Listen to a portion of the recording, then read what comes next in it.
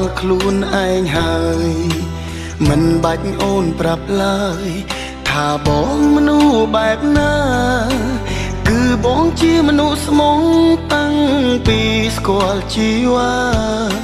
ភាពជាមនុស្សខ្មត់ឬស្យាជំរុងអងហើយធ្លាប់តែចេញក្បត់គេពេលនឹងជួបវិញម្ដ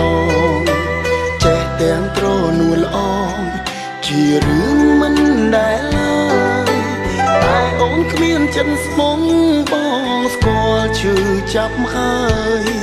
ពេលចាប់ស្នេហ៍ត្រានត្រៃបងលែងក្លាហានដើម្បីបំភ្លេចអូនបានទាល់តែបងកាត់បេះដូងបងចោលធ្លាប់លុបហើយនៅតែសល់មិនអាចបំភ្លេចបាន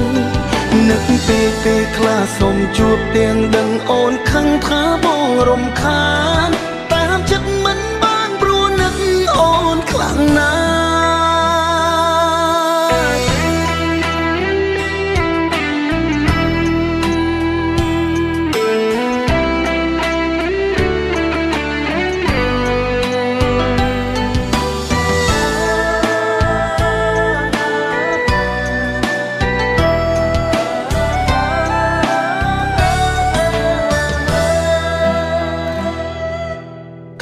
តែចេញក្បត់គេពេលនឹងជួបវិញម្ដង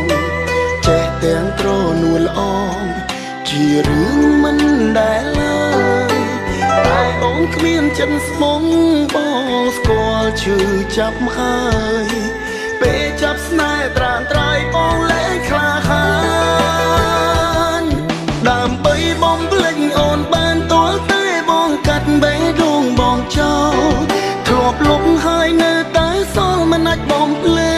ចបាន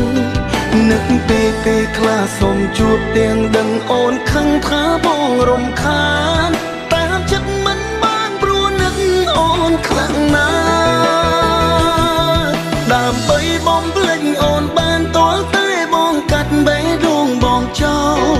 ធ្លាប់លុបហើយនៅតែសល់មិនអាចបំភ្លេចបាន